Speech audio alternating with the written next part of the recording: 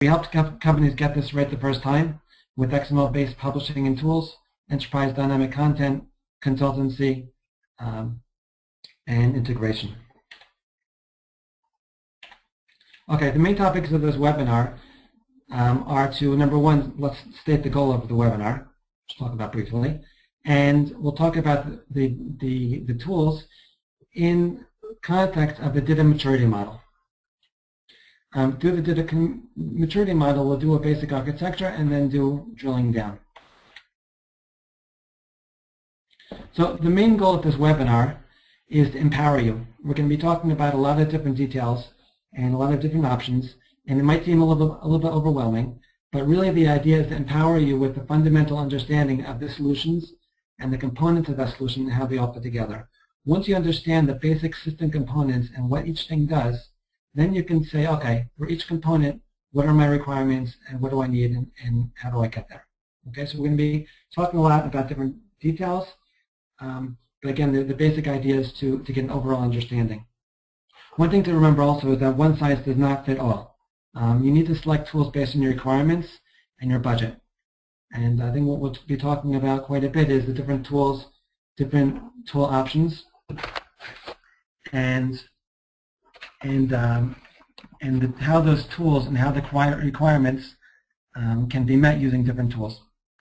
Another thing to remember is that very few of these tools very few of them are really plug and play, which means that they all require some level of proficiency.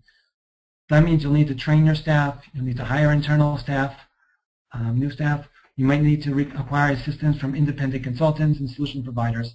And what we found over the time is really the best solution is to get a combination of both. What you need to do is get some level of proficiency with the tool set and how things are working. But when it comes down to it, it's often better to get outside assistance on all the different details and nitty-gritty of each of these tools than to try to build that in-house, unless you have a budget for a staff that can support that. The metaphor I like to tell people is like building a house. Even though a lot of people are very handy and they know how to do things around the house, they may even know how to build things, very, very, very, very few people actually go and build their own house.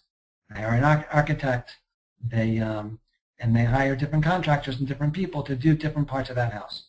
Okay, you might be handy and you might do part of that house, and you might do the plumbing, you might even do the electricity, you might install the kitchen, but very, very few people install or create and build the entire house. And I think that's something we need to think about and consider as you build out a tool set, as your complexity and your rollout gets more and more advanced.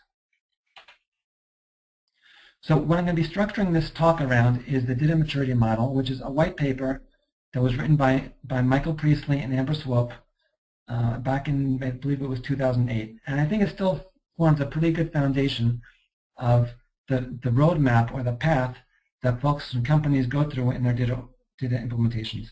On the one hand, we have we have topics, getting your content into basic DITA, scalable reuse, specialization and customization, basically creating a more advanced semantic model and customizing your DITA content, your content itself, and the outputs. Automation and integration, translation and other CCM. Semantics on demand, which is more detailed and more advanced use of the semantic and the structure markup. A new universal semantic ecosystem, which is becomes pretty advanced. We're going to focus in this talk on 1 through 4, okay? 5 and 6, basically you can use the basic tool set as 4 and 3, but which requires more of an advanced implementation of those same tools. I'm talking in general terms at this point, but really for this talk we're going to be focusing on 1 through 4.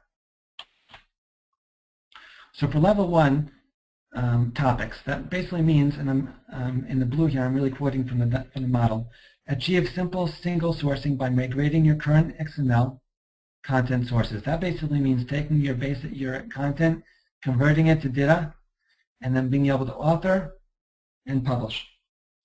Now, for authoring and publishing, that's very nice, but you need a place to store your files. And with the basic tool set, with the basic level 1, really all you need is a file system. Okay, so our basic tool set, we're talking about having some authoring tools. We're talking about having a file system to store your files. Okay, and we're talking about automated publishing. Okay, we're going to be talking about automated publishing in a bit, but that's really the basic tool set. You need an authoring tool so you can write the content. You need a place to store the content, which, you know, the lowest common denominator or the lowest level you can get to is a file system, and then you need a way to take that DITA content and publish it into something. Okay, so the authoring tool. Now, actually, I'm going to preface this by a couple of statements, disclaimers, and other things. I'm going to be talking about some specific tools.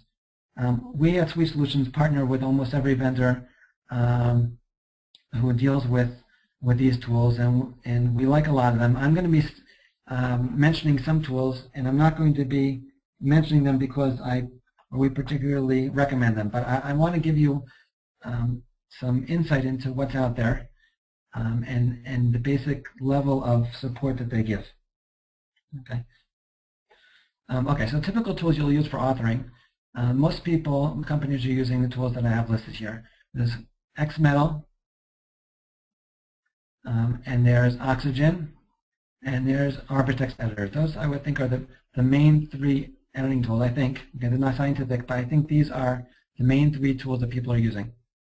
FrameMaker is also a tool that supports DITA and XML. FrameMaker, a lot of you are familiar with it because it also supports unstructured content.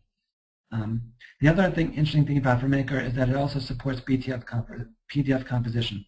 So just like in the past, many of you may have been using FrameMaker to write unstructured content and then create templates to make PDF files, or running some kind of HTML tool to get HTML. So FrameMaker supports PDF, and some folks continue to use FrameMaker, also, especially for level 1, especially for prototyping mode, but also for some people are still using it for production.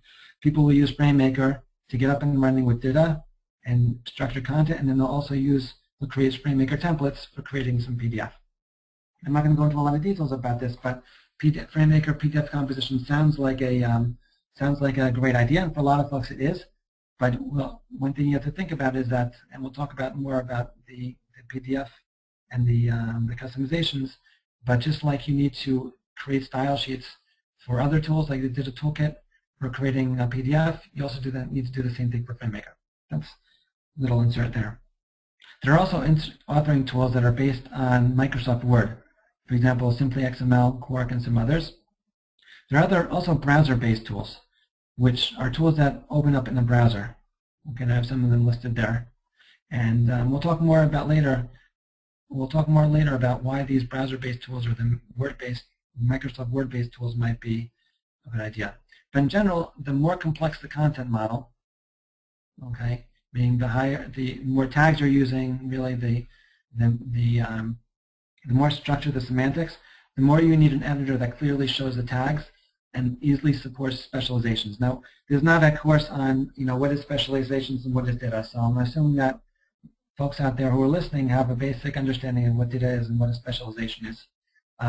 But really, if you're doing a lot of specialization and you have a complex or some kind of complex information architecture, you really need to stick with one of the tools on the top bullet there. Okay, when you're making content or you're enabling content to be written by other folks that are not necessarily technical communication people or learning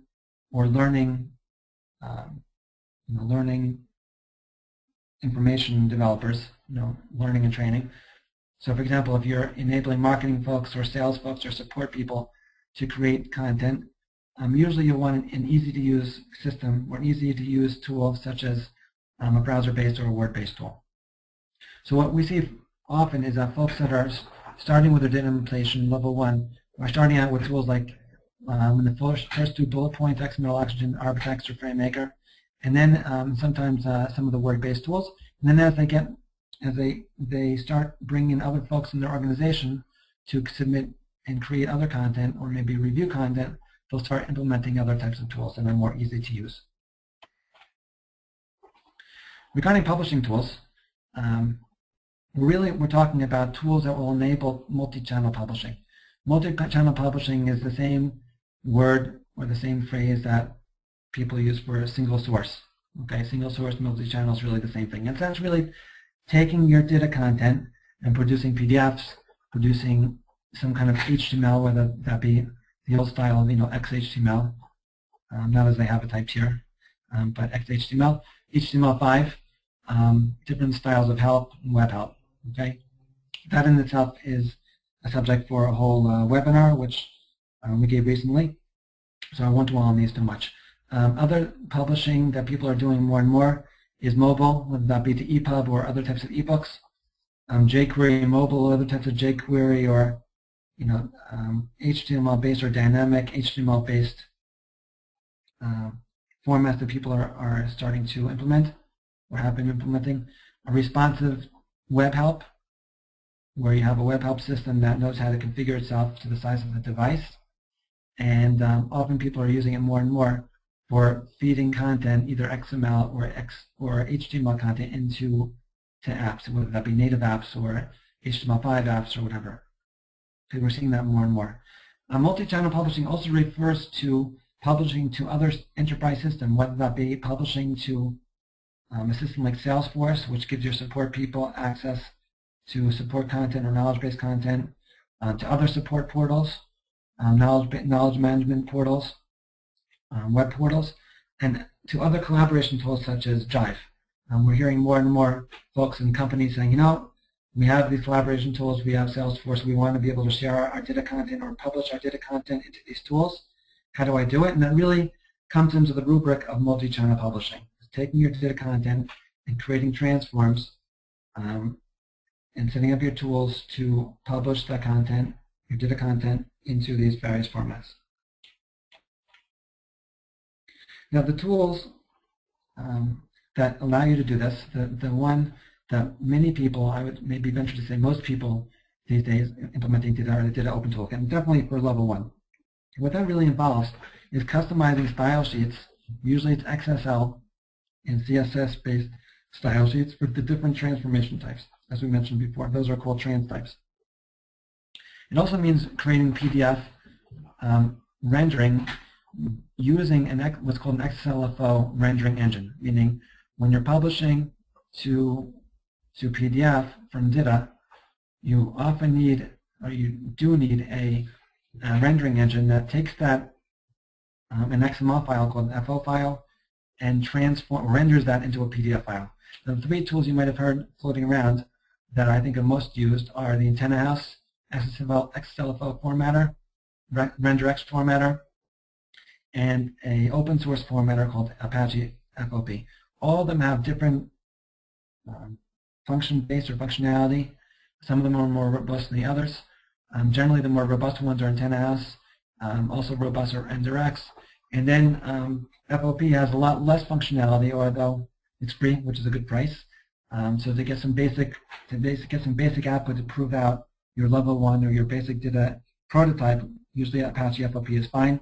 But once you're starting to get to rendering to your localized content, like Far Eastern content, Japanese, Chinese, things like that, you're rendering, you're reusing a lot of different graphic formats. You want to automatically render them.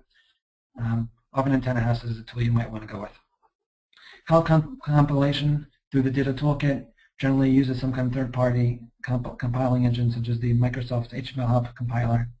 We're seeing less and less and less HTML Help or Microsoft HTML Help being implemented.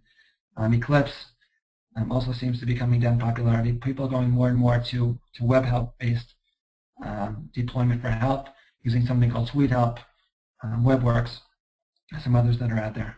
DITA Open Toolkit also has trans types for producing RTF, DocBook, and there's some other, I would say, venture to say, many other plugins out there that you can download from SourceForge. There's also a project called DITA for Publishers, also based in the DITA Toolkit. You can go out and find out more information there, but it provides a way to produce Word and EPUB output better than the basic DITA OT trans types.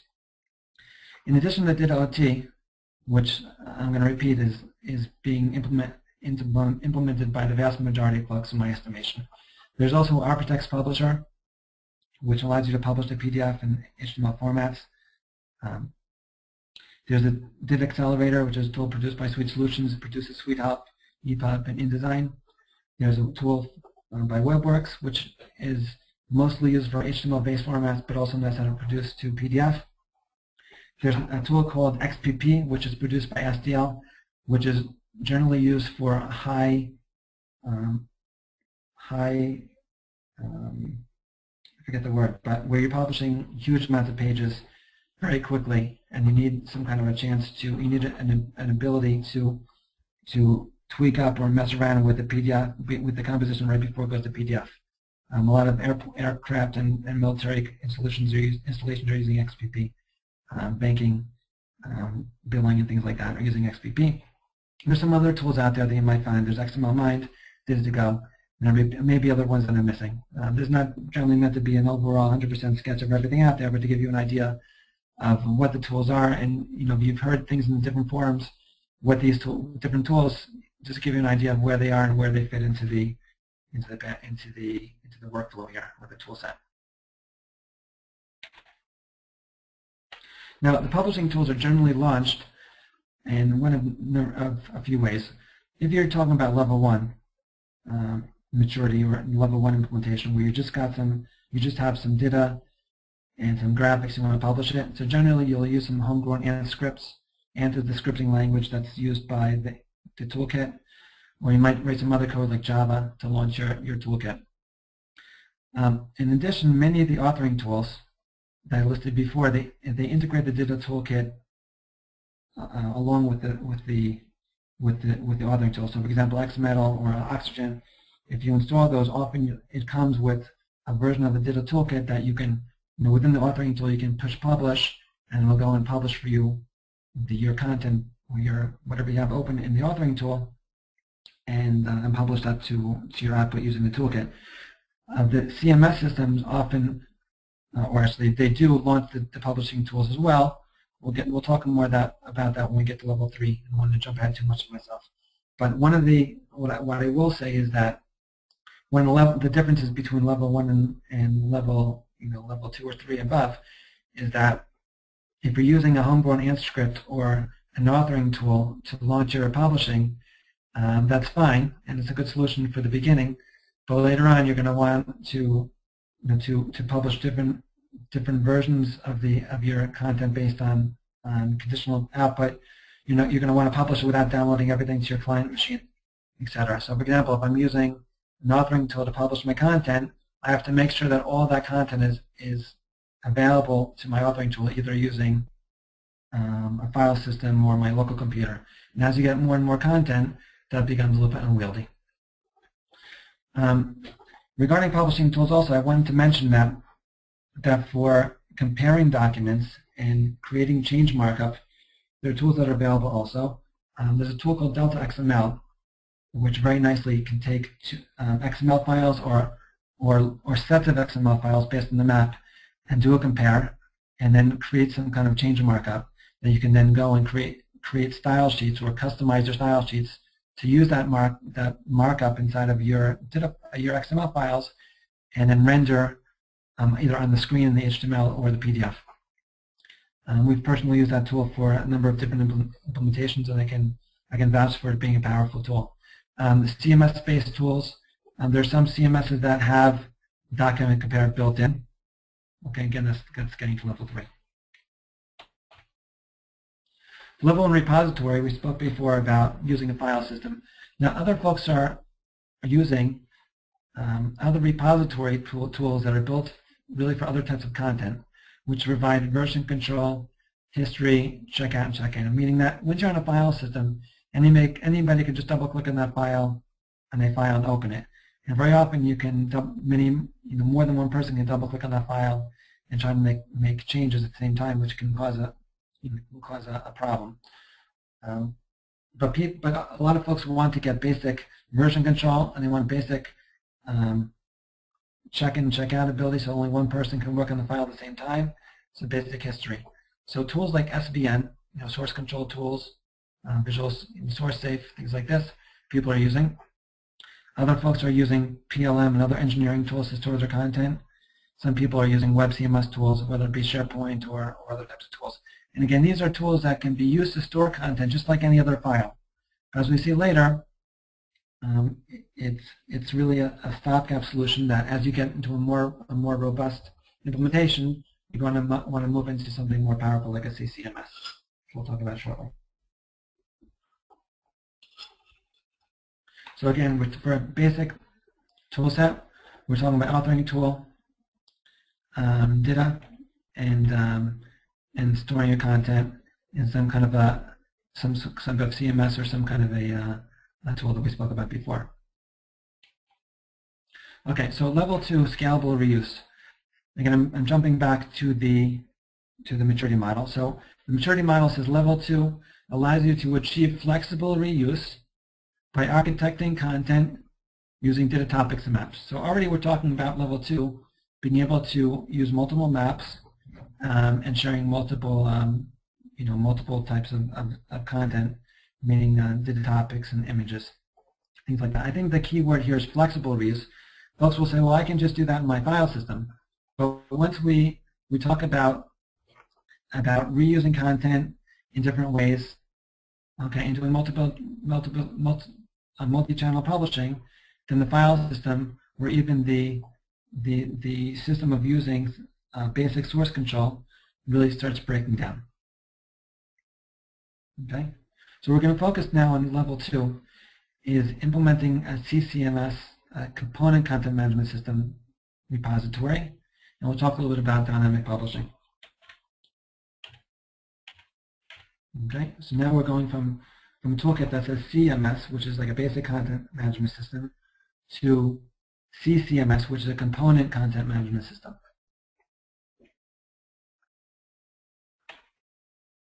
Okay, and then localization management.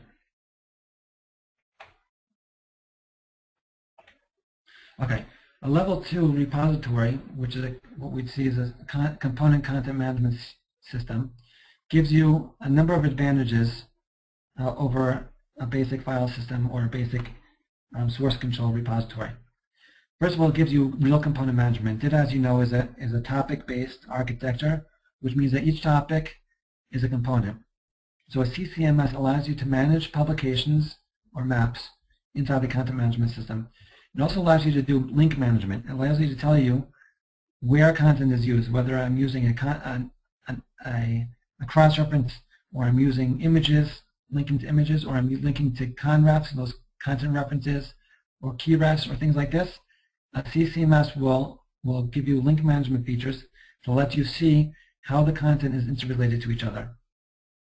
It also allows you to maintain links as an ID. So if you're using a basic file system, or you're using SVN or some other basic source control system, and you make a link, so those, file system or basic source control doesn't know each of these links any more than as it being an absolute reference to an absolute file. Okay, when you're using DITA and everything is based on components, you want to make sure that if you move something around the repository, or you rename files, okay, you want to make sure that the IDs are not being or the links are not being broken. That's done by a CCMS using unique IDs for each piece of data in the repository. So for example, let's say I have a bunch of maps and they're all reusing one particular topic. And that topic has a link, a cross-reference to a second topic.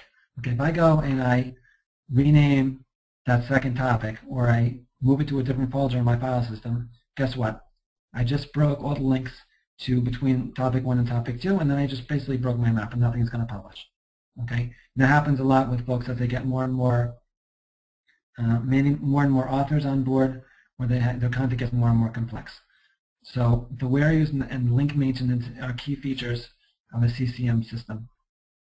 CCM will also, or proper CCMS, will also integrate with the DITA Toolkit or other publishing tools. Many of these tools, eventually the vast majority, integrate with the DITA Toolkit or some version of the DITA Toolkit. Some of the other ones implement their own publishing tools. Either something that's based on the toolkit but changed quite a bit, the pipeline, or homegrown publishing tools. That's something we're going to want to ask later on. We'll talk about this more a little bit later on, but something you're going to want to ask the CCM vendors, like how are they implementing their publishing.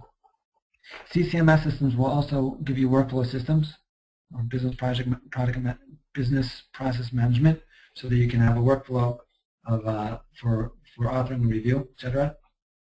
They'll also give you translation management features, okay, which we'll talk about. But basically, the idea of managing the translation of all these different topics, which topics are translated into which languages, what topics change, which topics need to go for translation, which topics do not need to go to translation, etc.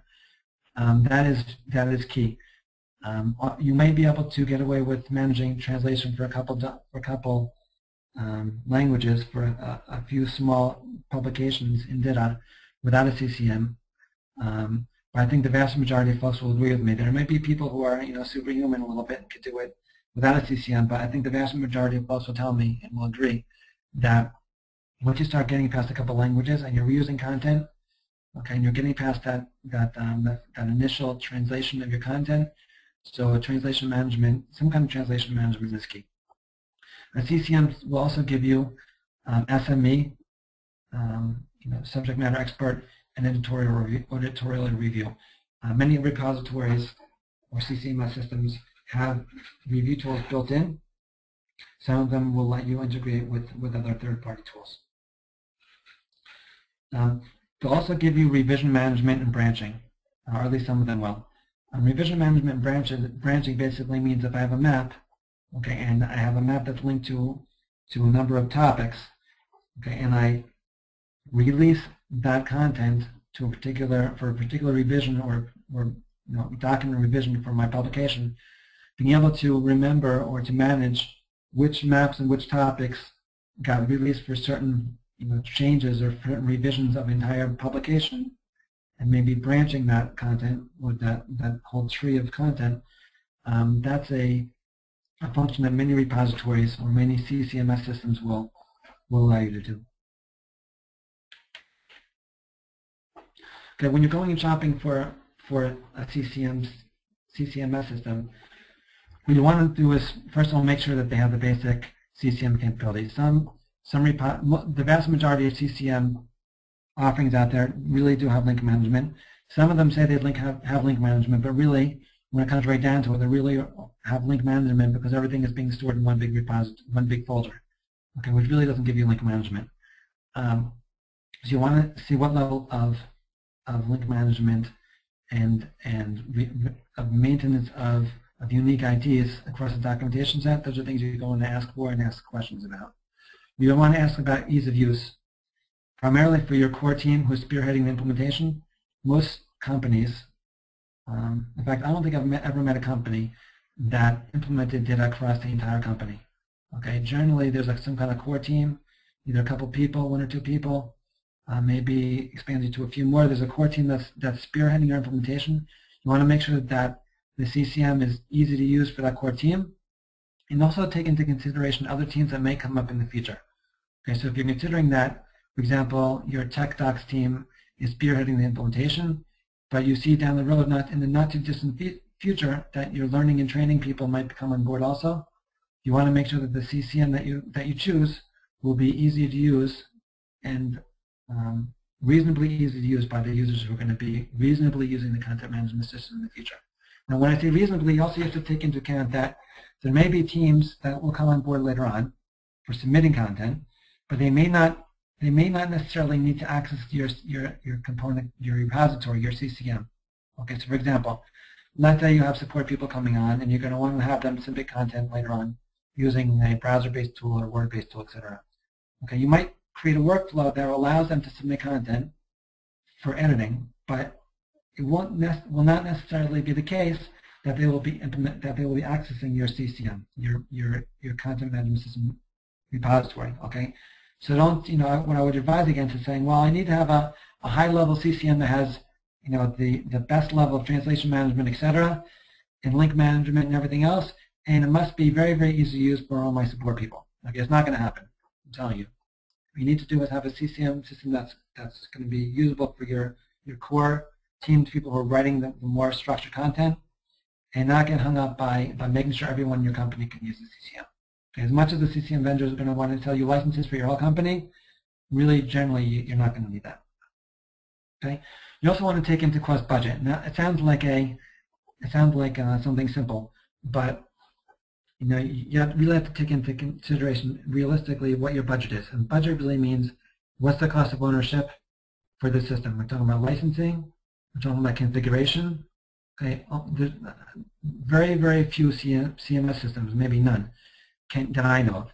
You can get the disk or download it, install it on your system, and it's ready to go. They all require some level of configuration, some level of customization.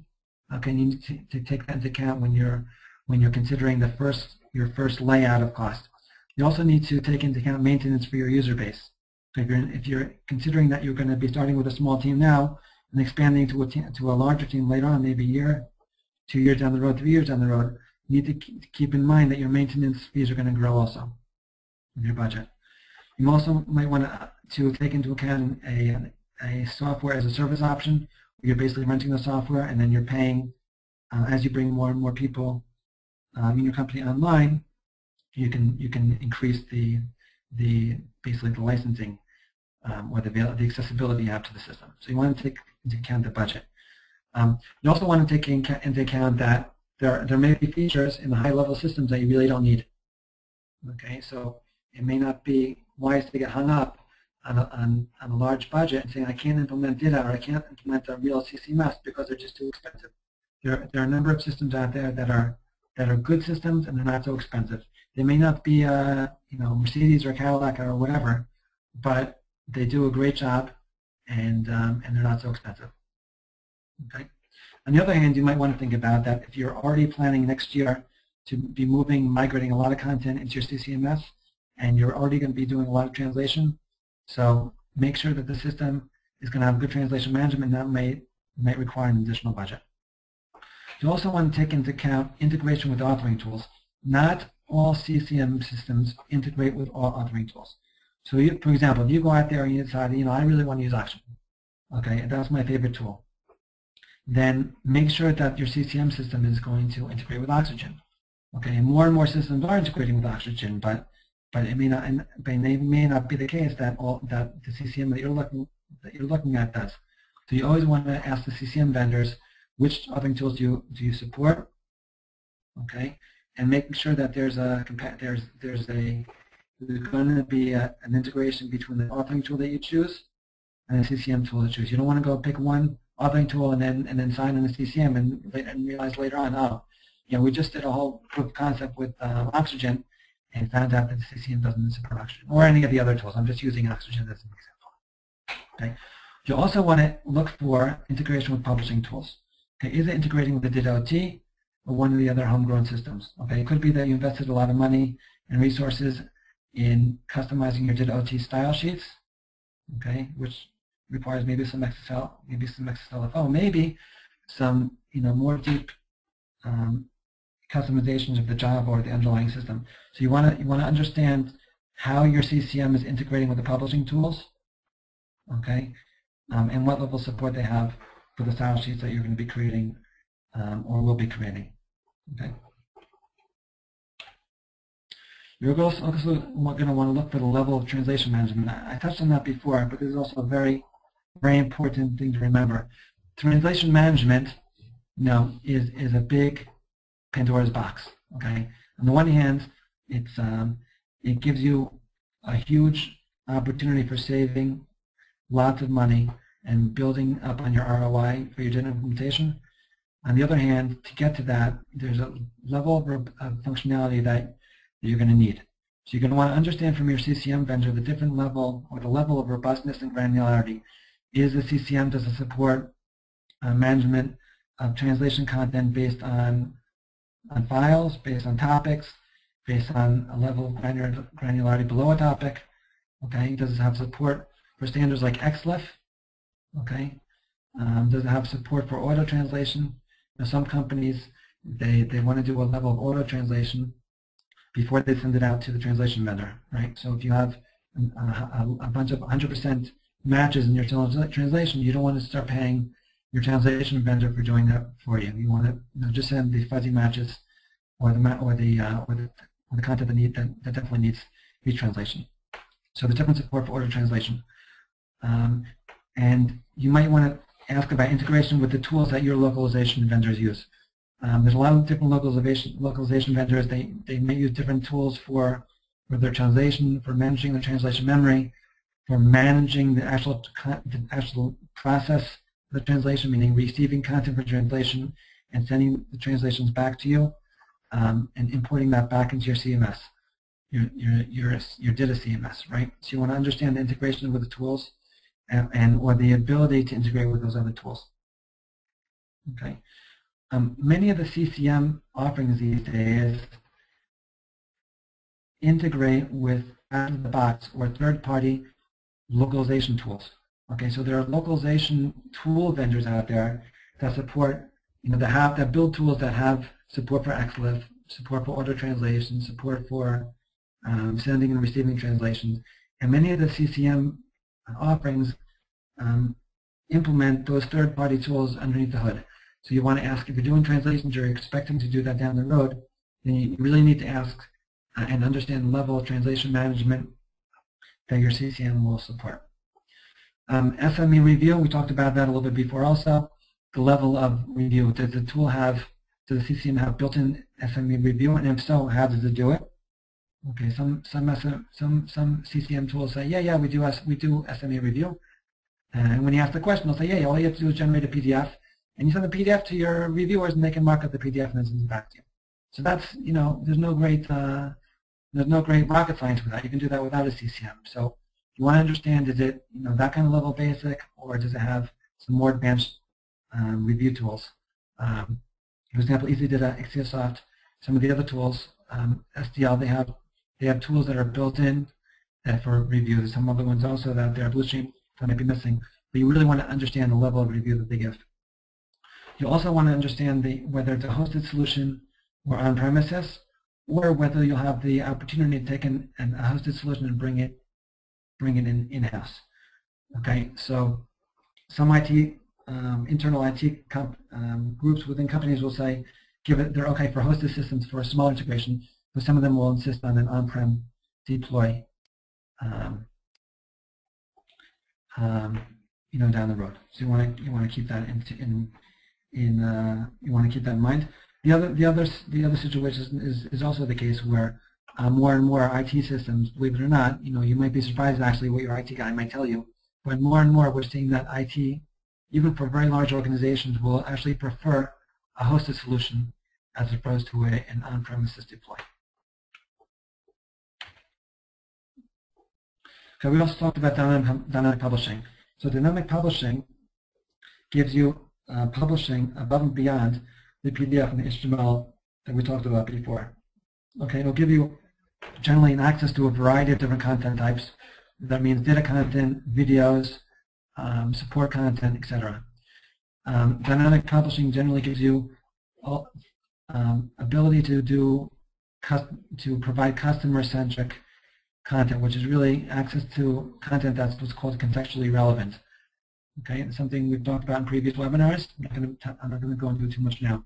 Dynamic publishing also allows you to assemble, or allows your users to assemble different types of content on demand according to your user. And let's say I'm a customer and I want to assemble my own document.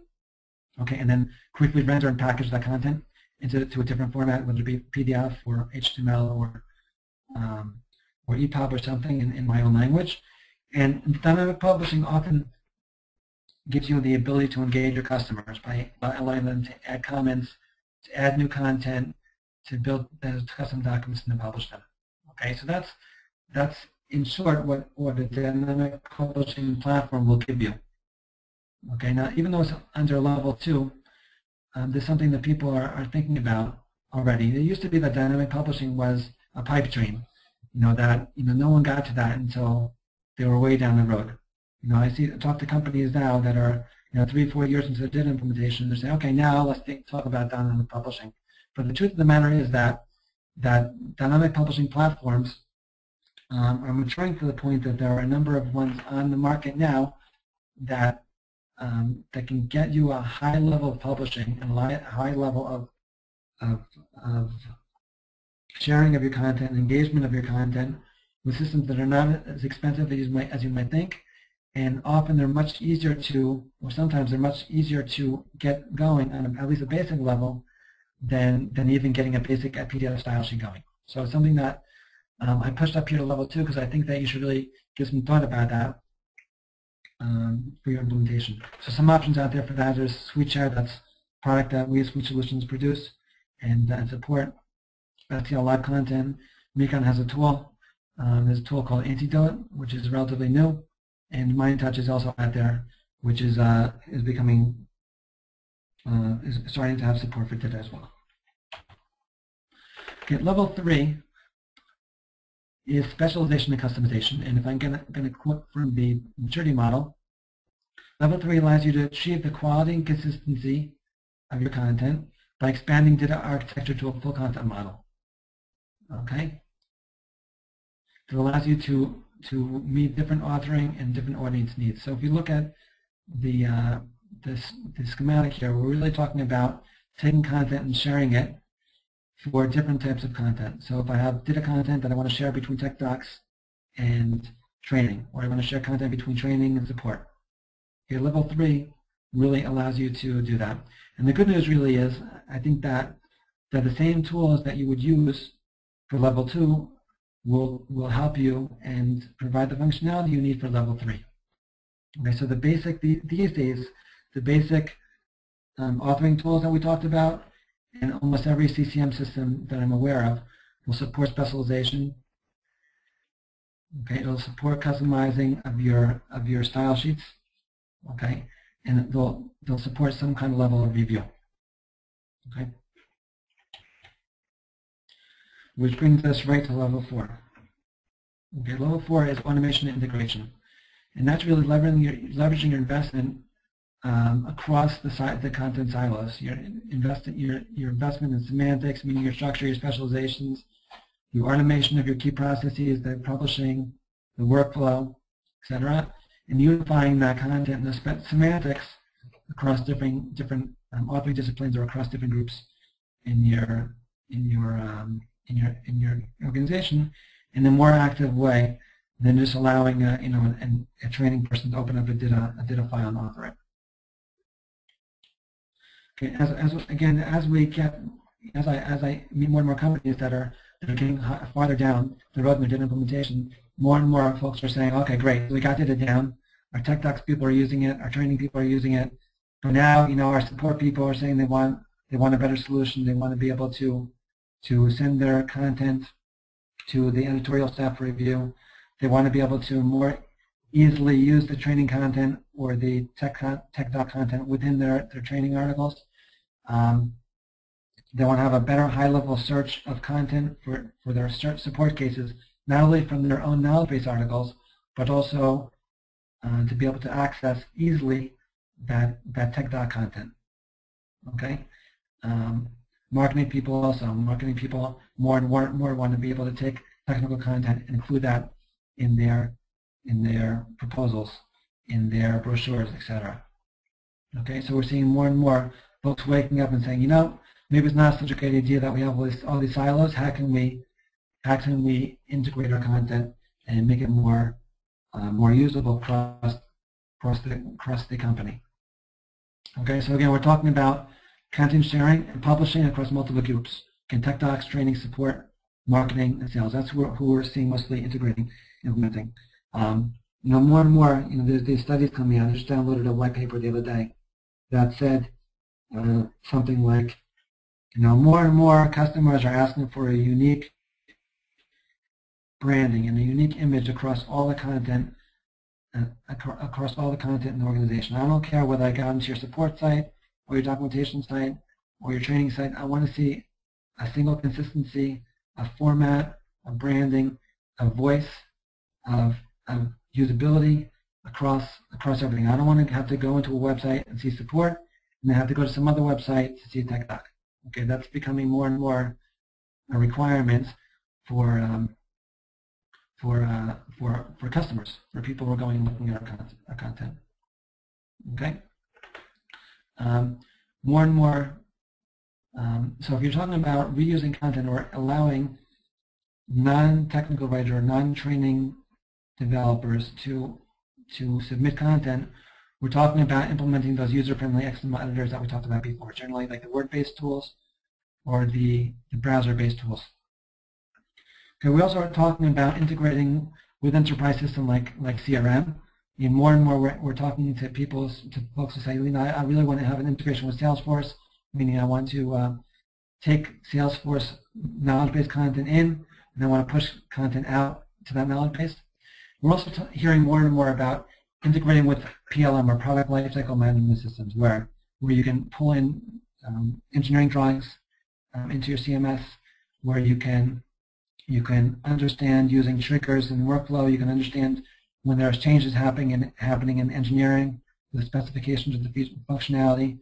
When changes are happening in engineering, being able to trigger a workflow in your CMS to review and possibly update content. Okay, we're talking about integrating with ERP systems sometimes, and collaboration tools like Gelb, like we mentioned before. Okay, so as more and more groups come in to a DITA or submit or a shared content base, you're going to want to hear about or discuss more and more different types of advanced tool sets, integrations, and those integrations are really customized. There's very few tool sets out of the box that will say, I have an out-of-the-box integration with, with your CRM system or your PLM system. So that you're really talking about customized solutions. You're also going to want to talk about publishing to other formats besides the list we talked about before. We're talking about publishing to InDesign. If your marketing people are going to start one using DITA, you need to have a good solution for them for publishing to high-fidelity brochures. Okay, something we've done a lot of. It's not something that's particularly easy, but something that is possible. So if your marketing people say, yeah, we can't get the level of output and the level of quality with DITA, so it's not the case. Okay, you can take DITA content and publish it in InDesign. You can even allow them to tweak it, because that's definitely a possibility. You're going to want to be able to publish to the web content management systems that your folks are using. You can take your DITA content, publish to HTML, and push it out to the web CM. You want to publish to KB like Salesforce that we spoke about. You want to start talking about publishing to an LMS system, a learning management system, or the SCORM, which is a learning a standard for deploying learning systems. And you want to talk about publishing to what's called IETM, or more high-level training manuals, interactive training manuals, that's used generally for larger type of products that require a lot of maintenance. Okay, and we're getting towards the end here.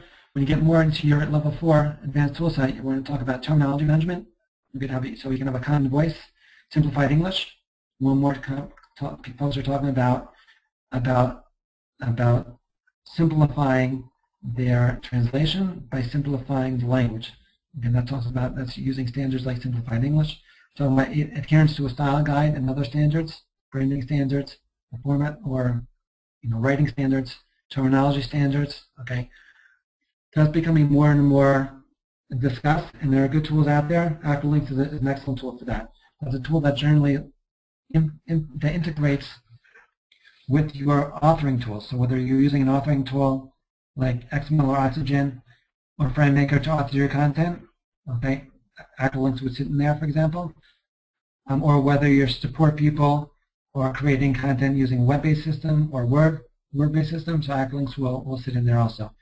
And it's also server-based, so you can create rules and terminology databases, and it allows you to jack up significantly the quality of your content. Okay, so that's basically what I have to say, and there's a lot to say. I think that I touched on the basics, and maybe even more than the basics. I hope this is useful, and I definitely ask you to keep in touch. And at this point, we have a few minutes for questions. Herzl, are there any questions? Hi, Joe. No, there don't seem to be any questions right now. Perhaps if anybody has a question, now is the time to type it in. Okay. Okay, so it doesn't seem like we have any questions right now. Okay, so please feel free to keep in touch. We went through a lot of information. I'd like to return to what I said before. There's a lot of weeds in this forest, a lot of trees. The idea is to empower you to understand the different components, understand what the basic functionality is. We'd be very happy to help. Feel free to be in touch. Thank you very much for attending, and look forward to seeing you soon. Okay, thank you very much, Joe. So I want to thank everyone for joining us today, and we hope that you found this presentation enjoyable and informative. Joe really went out of his way to present tonight. He just got back from the Lava conference in Portland, so thanks for the extra effort.